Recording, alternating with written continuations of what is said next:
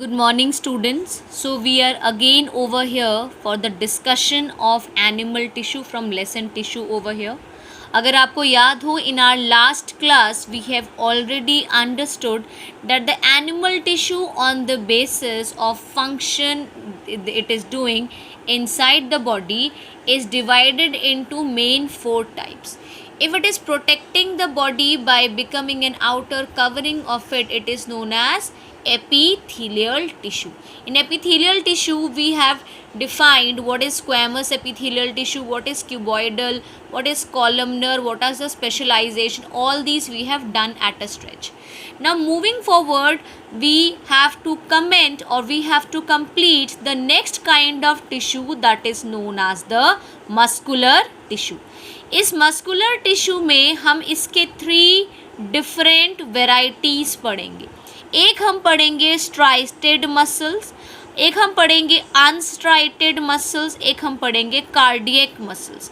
Will try to know what are the characteristic features of it that causes it to have these kinds of names and what are the alternate names of this. We'll try to compare what is the structural functional difference in their nucleus, the presence of striations and what kind of shape all of them are happening. So let us talk about muscular tissue in today's class at a depth. Muscular tissue के हमने अभी 3 types discuss करे हैं, जिसमें से we are going to read about striated muscles. आप देख सकते हैं डायग्राम में सिलेंड्रिकल स्ट्रक्चर दिखाया गया है, प्रेजेंस ऑफ न्यूक्लियस दिखाया गया है जो हम आगे पढ़ेंगे. और if you look it over here you can see certain alternate dark and light bands like structure. जो डार्क रेड कलर के दिख रहे हैं वो स्ट्राइशंस हैं. When we come to the non-striated muscles which are also known as smooth muscles. smooth muscle क्यों बोला जा रहा है? क्योंकि ये आपके internal organs में पाया जाता है and this is not having any striations, so they are known to be unstriated muscle. Here also if you see the structure, it is not like the striated muscle because it is not cylindrical anymore. Individual cells of it is showing a spindle shaped structure which is having very pointed ends. That means ends बहुत tapered है और जो central region है वो comparatively thicker है. You can see each cell has only one nuclei present over here. So the nucleus position is also shown over here. यहाँ पे देखिए तीसरा काइंड ऑफ मसल पढ़ेंगे जिसे हम कहेंगे cardiac muscle. If you see the cardiac muscle, it is resembling to the striated muscle because it is also cylindrical in nature. Presence of striations can also be seen over here. Presence of nucleus can also be seen, and also we can see these muscles are little bit branched together. तो एक एक करके हम कोशिश करेंगे समझने की इन तीनों टाइप के मस्कुलर टिश्यू को.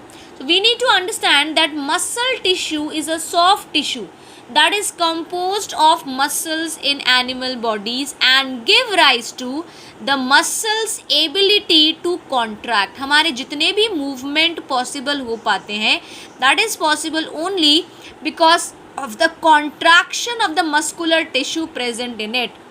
In mammals there are basically 3 types. Striated muscle tissue को हम skeletal muscle tissue भी कहते हैं क्योंकि ये skeletal system से attached होता है, उसके contraction से मूवमेंट हो पाती है. द स्मूथ और the non striated muscles are essentially present in the soft internal organs of the body and the cardiac muscles as the name indicates. Cardiac cardio ये वर्ड हमेशा हार्ट से related होगा.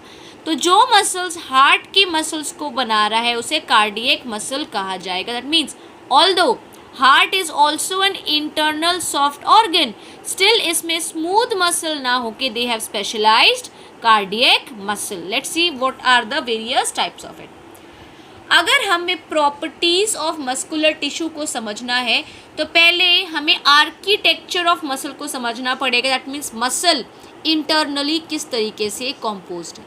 सो this is a typical skeletal muscle that has been shown where it is attached to the skeletal system of the body.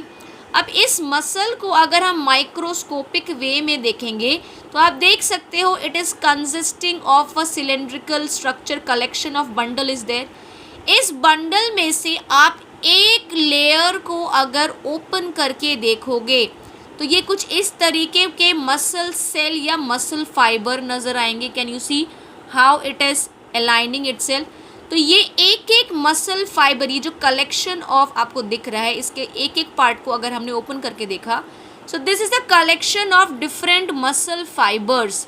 ये जो muscle के fibres होते हैं, इस स्ट्रक्चर की बात करें और इसके इंटरनल एक ही फाइबर को माइक्रोस्कोपिक व्यू में देखें तो it has two very important proteins present in them, and the two proteins are known to be actin filament and myosin filament. ये एक्टिन एंड मायोसिन फिलामेंट का सिर्फ नाम अभी आपके लिए ज़रूरी है because their contraction only helps in the muscular movement. Right now the structure that I have given over here is not essential.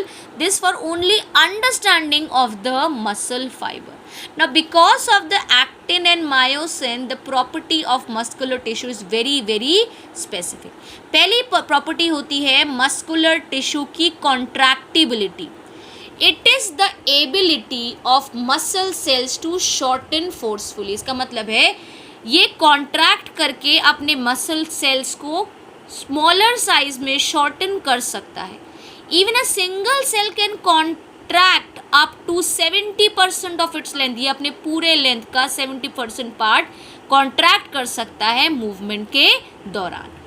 Now the second important thing is that after contraction it can also show extensibility. मतलब अपने original side से थोड़ा सा ज़्यादा दूर तक ये extend कर सकता है. ये फाइबर जैसा है. So in a way that we can say the muscle fiber has the ability to be stretched. The muscle fiber even have elasticity in them. That means अगर muscle fiber का extension हुआ है तो वो वहीं पे उतने ही लेंथ का नहीं रह जाएगा. It will again recoil back to its original length after becoming stretched. For example, जब आप योगा करते हो, अपने बॉडी को स्ट्रेच करते हो ज़्यादा से ज़्यादा, it acquires a particular length, आपका extension होता है, but it will not remain there always. What will happen after some time? It will recoil and after being stretched, it comes back to its original stretch. Okay. Excitability. The muscle tissue responds to a stimulus derived from the motor neuron or hormone.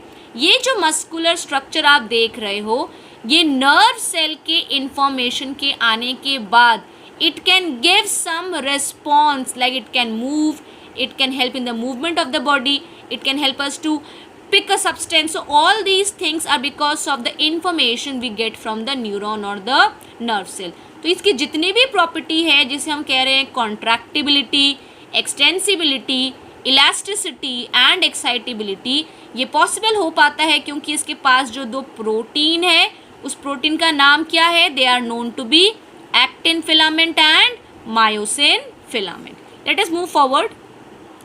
Now one by one we will understand the three kinds of tissue. This is a diagrammatic way of the tissue, the way it has made in your NCERT.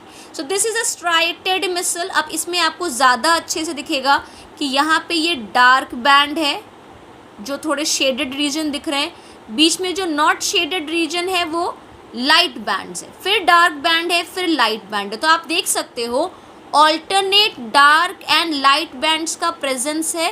That means these are the striated muscles.